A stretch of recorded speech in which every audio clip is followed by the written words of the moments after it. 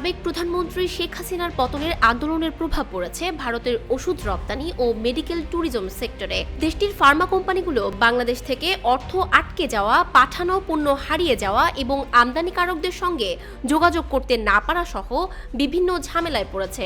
শনিবার এক প্রতিবেদনে এই তথ্য জানিয়েছে ভারতীয় সংবাদ মাধ্যম নিউজ 18। সংবাদ মাধ্যমটিকে ভারতের ফার্মাসিউটিক্যাল এক্সপোর্ট প্রমোশন কাউন্সিল বলেছে, অর্থ আটকে যাওয়ায় এবং অর্থনৈতিক অস্থিতিশীলতার কারণে অনেক কোম্পানি এখন বাংলাদেশে পণ্য পাঠাতে দ্বিধাদ্বন্দ্বে আছে। প্রতিষ্ঠানটির মহাপরিচালক রাজু ভানু বলেছেন, বাংলাদেশের রাজনৈতিক অস্থিতিশীলতার কারণে ভারতীয় ফার্মাসিউটিক্যাল শিল্প, যেটি ওষুধ এবং এ সংশ্লিষ্ট পণ্য রপ্তানি করে বড় ধরনের চ্যালেঞ্জের মুখে পড়েছে, যার মধ্যে আছে বকেয়া অর্থ, পণ্য সরবরাহ এবং অর্থনৈতিক স্থিতিশীলতার বিষয়টিও। রাজু ভানু আরও জানিয়েছেন, বাংলাদেশ ভারতের যৌথ সীমান্তে লজিস্টিক ইস্যুটিও এখন বড় সমস্যায় পরিণত হয়েছে। সীমান্তে তাদের পাঠানো পণ্য আটকে আছে। এছাড়া ইন্স্যুরেন্স পেতেও বেগ পোহাতে হচ্ছে, যদিও পরিস্থিতি এখন ধীরে ধীরে স্বাভাবিক হচ্ছে। তিনি বলেন, আমরা আশা করি বাংলাদেশের রাজনৈতিক ও অর্থনৈতিক পরিস্থিতির উন্নতি হবে। বাংলাদেশের ওষুধ খাতের উপর বাংলাদেশ ইস্যু কেমন প্রভাব ফেলবে এটি এখনই বলা ঠিক হবে না।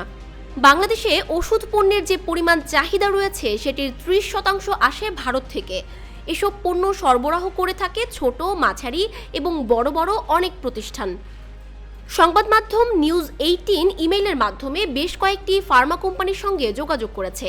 এর মধ্যে কয়েকটি উত্তর দেয়নি, আর কিছু প্রতিষ্ঠান পরিচয় প্রকাশ না করে নিজেদের মন্তব্য দিয়েছে। এর মধ্যে মুম্বাই ভিত্তিক একটি কোম্পানি জানিয়েছে, আপাতত বাংলাদেশ থেকে তারা ওষুধ পণ্য রপ্তানির কোনো অর্ডার নিচ্ছে না। কোম্পানিটি বলেছে, সরবরাহের ভিত্তিতে বলা যায় এখন পরিস্থিতি ভালো হয়েছে, কিন্তু আমরা এখনও আমাদের হারিয়ে যাওয়া শিপমেন্টগুলো পাইনি। এগুলো অস্থিরতা চলার সময় হারিয়ে গিয়েছিল। পণ্য হারানোয় আমাদের লাখ লাখ রুপি ক্ষতি হয়েছে। পরিস্থিতি স্বাভাবিক না হওয়া পর্যন্ত আমরা নতুন করে কোনো অর্ডার নেব না।